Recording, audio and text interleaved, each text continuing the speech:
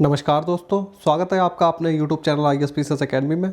और पॉलिटी की क्लास में आज हम लोग पढ़ने जा रहे हैं राजनीतिक दल, यानी कि आज हम लोग जो पॉलिटिकल जो पार्टी होती हैं तो उनके बारे में पढ़ेंगे, किस तरीके से बनती हैं और कौन सी पार्टी किस चीज़ को जो है उसका क्या उद्देश्य है और कैसे राष्ट्रीय पार्टियां बनती हैं और कैसे राज्य स्तरीय पार्टियां बनती हैं। तो उन सभी पर आज के लेक्चर में चर्चा होने वाली है।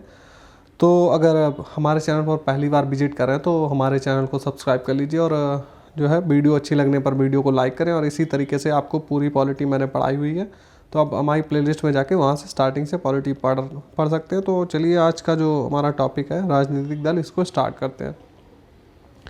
तो राजनीतिक दल के बारे में बात करें तो राजनीतिक दल जो है वे स्वैच्छिक संगठन अथवा लोगों के वे संगठित समूह होते हैं जो समान दृष्टिकोण रखते हैं। तो इसमें क्या होता है, जैसे कि कोई भी राजनीतिक दल है तो उसमें जो लोग जुड़े होते हैं तो क्या होता है, उनका जो है समान दृष्टिकोण होता है। एक तरीके से उनकी विचारधारा और समानताएं, विचारों में जो है समानता उसमें कहीं ना कहीं प्रदर्शित होती है। तो एक तरीके के जो एक ही विचारधारा के जो लोग होते हैं तो वो मिलके एक पार्टी का जो है गठन करते हैं। तो इस तरीके से बनती है राजनीतिक पार्टी, तथा जो संविधान के प्रावधानों के अनुरूप राष्ट्र को आगे बढ़ाने के लिए राजनीतिक शक्ति प्राप्त करने की कोशिश करती है। तो जो पार्टी बन जाती है उसके बाद में उसका क्या कार्य होता है, उसका कार्य होता है कि जो संविधान है हमारा, उसके प्रावधान जो दिए गए हैं तो उनके अनुरूप राष्ट्र को आगे बढ़ाने के लिए वो शक्ति प्राप्त करती है। तो उनको संविधान के जो प्रावधान है उनको आगे बढ़ाने के लिए शक्ति प्राप्त करती है। कौन? पॉलिटिकल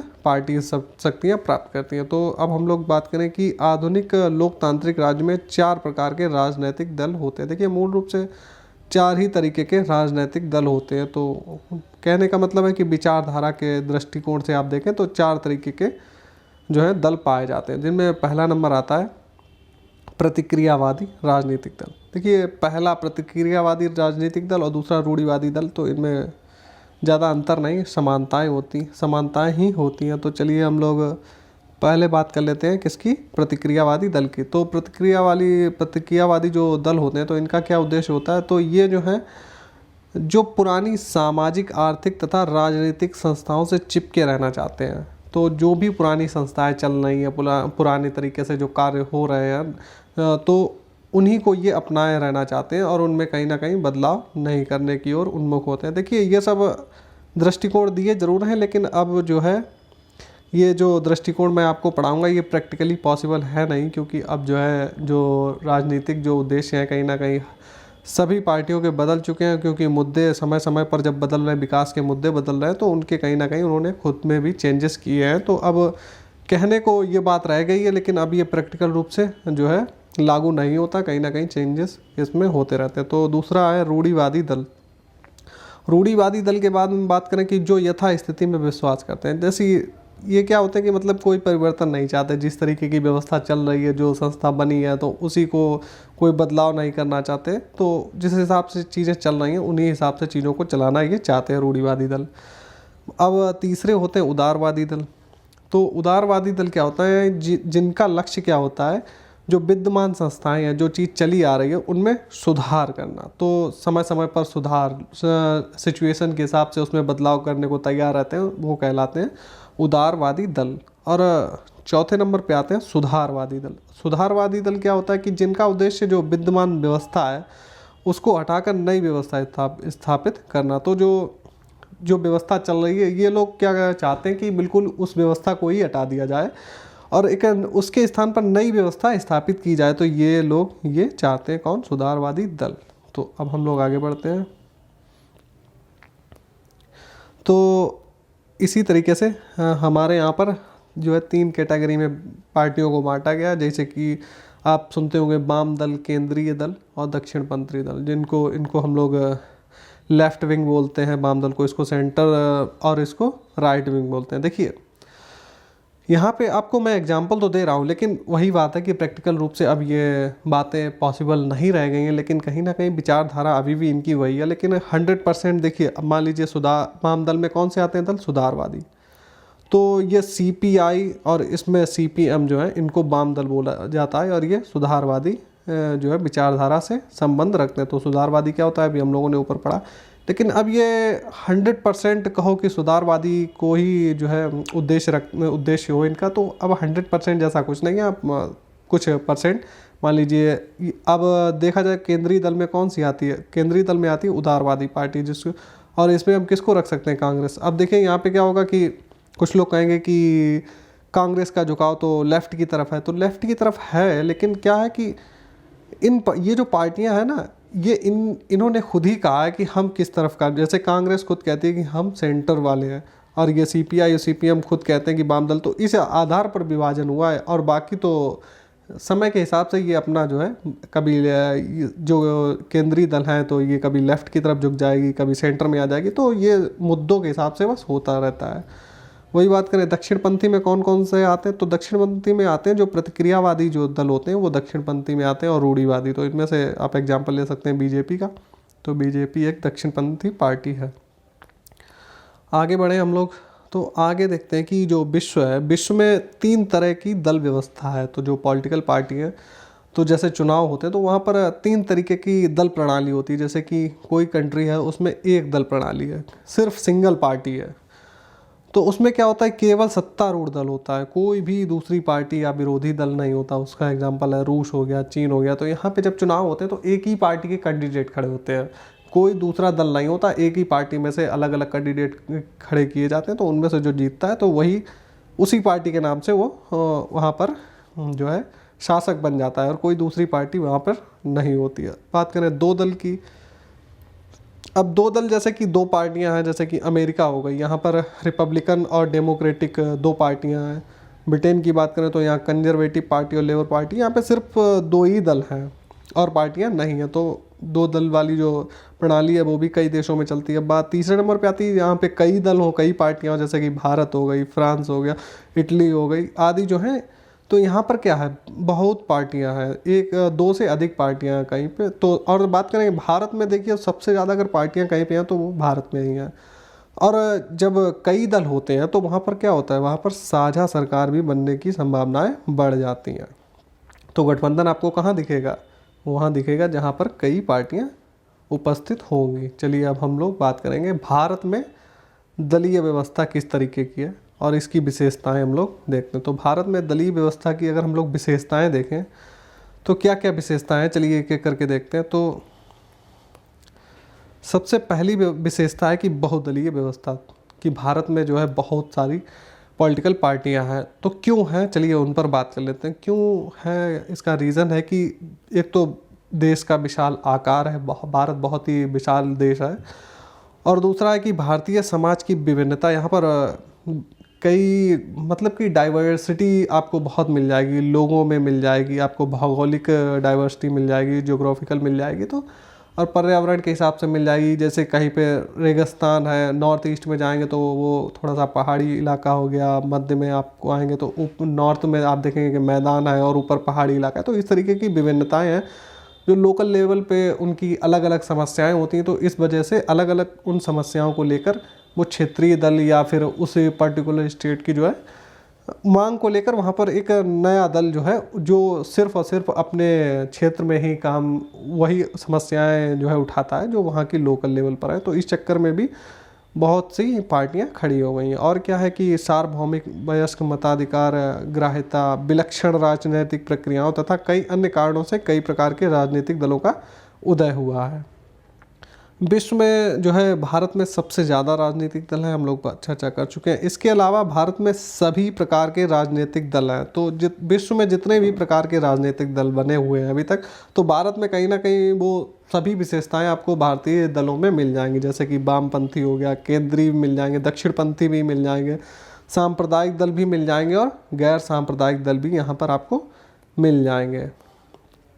तो एक विशेषता हमने बहुदलीय देख ली। एक विशेषता और है एक दलीय व्यवस्था, तो ये अब नहीं रह गई। लेकिन अगर आखिर बात ही इसकी क्यों हुई है एक दलीय व्यवस्था की, तो हुआ क्या था, जो 1967 से पहले का टाइम पीरियड जो था, तो उस टाइम तक केवल और केवल कांग्रेस पार्टी की सरकार बनती थी, चाहे सेंटर हो और चाहे स्टेट हो। तो उस समय जो श्रेष्ठ राजनीतिक विश्लेषक हैं रजनी कोठारी, तो उन्होंने उस टाइम पीरियड को क्या कहा था, एक दलीय व्यवस्था उस टाइम पीरियड 1967 से पहले का जो एरा था उसको एक दलीय व्यवस्था के आधार पर जो है इन्होंने रखा था।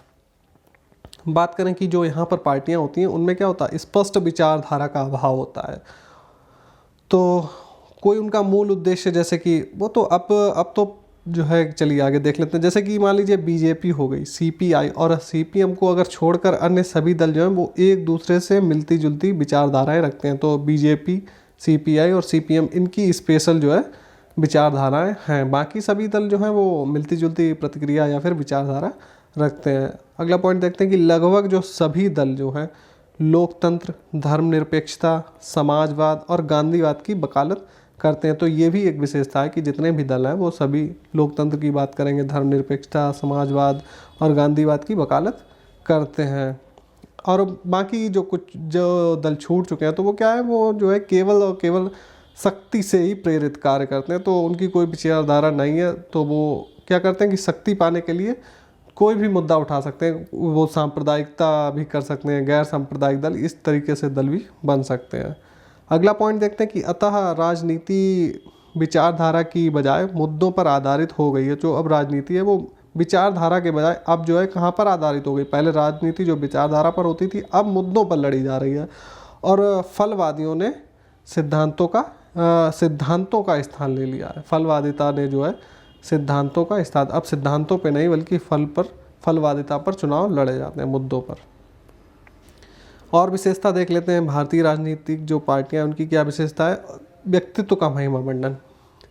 व्यक्तित्व का महिमा मंडन में क्या आता है कि जैसे ऐसा कहा जाता है कि भारत में राजनीतिक दलों के स्थान पर राजनीतिक व्यक्तित्व जो है अधिक प्रभाव रखता है। अब एग्जाम्पल के तौर पे ले सकते हैं, जैसे जवाहरलाल नेहरू का टाइम पीरियड था, इंदिरा गांधी का टाइम पीरियड था, राजीव गांधी, और वर्तमान में नरेंद्र मोदी का टाइम पीरियड देखें तो राजनीति का मान लीजिए बीजेपी जो है वो जो है अन्य नेताओं पे चुनाव नहीं लड़ती। वो किस पे, एक व्यक्ति जो पब्लिक जो है वो किसको वोट दे रही है, वो अपने यहाँ के विधायक एमएलएस को, इनको कोई वोट नहीं दे रहा है। वोट किसको मिल रहा है, आप देखेंगे कि सिर्फ और सिर्फ नरेंद्र मोदी के नाम पर वोट मांगे जा रहे हैं और इसी वजह से कोई भी चुनाव में खड़ा होकर जीत जाता है। तो ऐसा ही जो है राजीव गांधी का टाइम पीरियड था, तो लोग जब वोट देते थे तो राजीव गांधी के नाम पर वोट देते। तो इस बात का सेंस यहाँ पर लगता है कि व्यक्तित्व का कहीं ना कहीं महिमा मंडन भारतीय राजनीति में देखा जा सकता है। आगे बात करें कि पारंपरिक कारकों पर आधारित। तो पारंपरिक कारकों पर कैसे आधारित है, चलिए देख लेते हैं कि पश्चिमी देशों में राजनीतिक दल जो है सामाजिक, आर्थिक और राजनीतिक कार्यक्रमों के आधार पर बनते हैं। तो पश्चिम जो वेस्टर्न कंट्री है तो वहाँ पर राजनीतिक दल किस तरीके से बनते हैं, सामाजिक, आर्थिक और राजनीतिक कार्यक्रमों के आधार पर बनाए जाते हैं। और भारत में कैसे बनते हैं, भारत में धर्म, जाति, भाषा, संस्कृति और नस्ल के आधार पर जो है पार्टियां बनाई जाती हैं। तो ये आधार भी हम लोगों ने देख लिया। अब हम लोग और अन्य क्या विशेषता है, दल बनाना और दल परिवर्तन। तो यहाँ पर हमारे यहाँ पर दल परिवर्तन भी बहुत होता है। तो इसकी क्या समस्याएं और क्या इसका हल है वो अलग हम लोग जब जनप्रतिनिधित्व अधिनियम जब पढ़ेंगे तो वहाँ पर हम लोग इसकी चर्चा करेंगे। तो इससे क्या होता है कि पार्टी में टूट होती है, दूसरी पार्टी में विलय होता है, बिखराव होता है। अच्छा, इसके कारण क्या होते हैं कि ये जो परिवर्तन होता है, तो दल परिवर्तन क्यों होता है, जैसे कि सत्ता की लालसा होती है।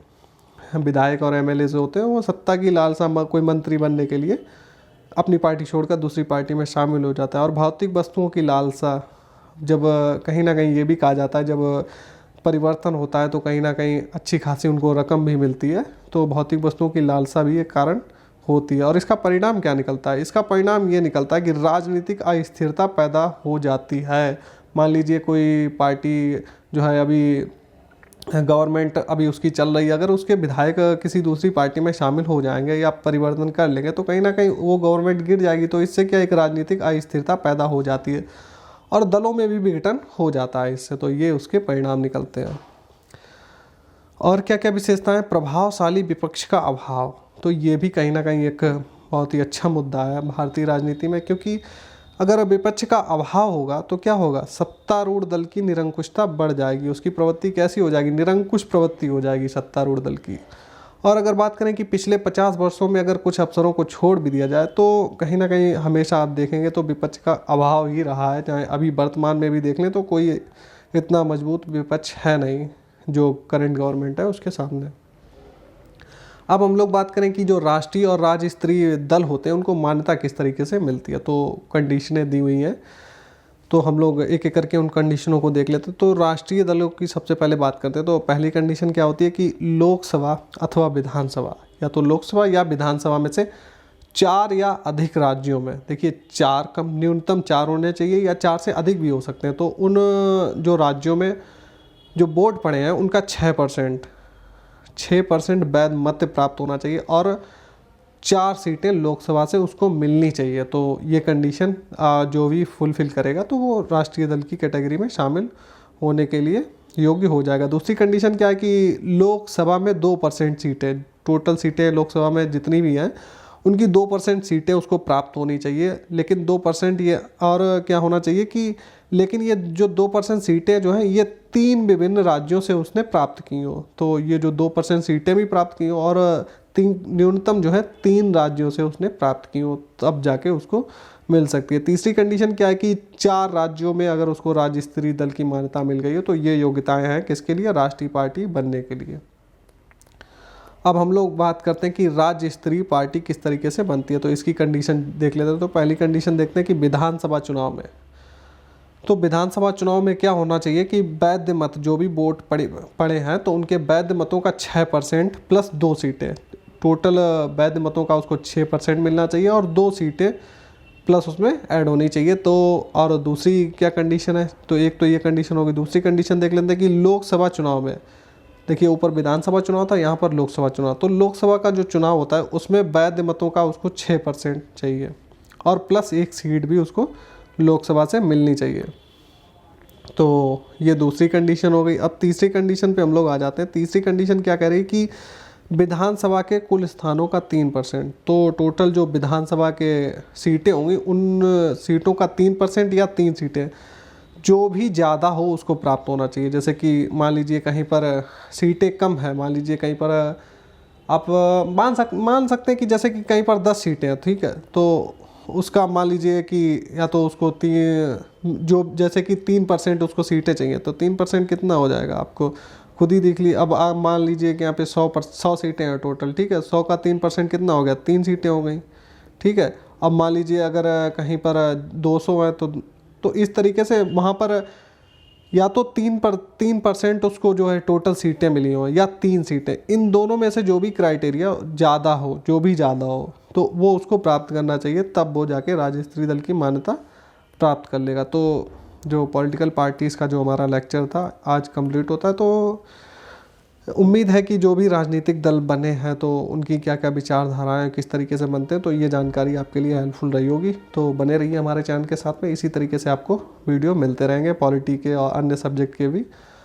तो अगर वीडियो को अच्छा लगा हो तो वीडियो आप लोग लाइक करिए, और कोई भी क्वेरी है तो आप कमेंट कर सकते हैं। कोई भी क्वेश्चन आपको चाहिए तो क्वेश्चन आप पूछ सकते हैं, कि कोई भी आपका सवाल हो तो आप कमेंट करके पूछ सकते हैं। तो फिर बने रहिए हमारे साथ में, मिलते हैं फिर नेक्स्ट वीडियो में।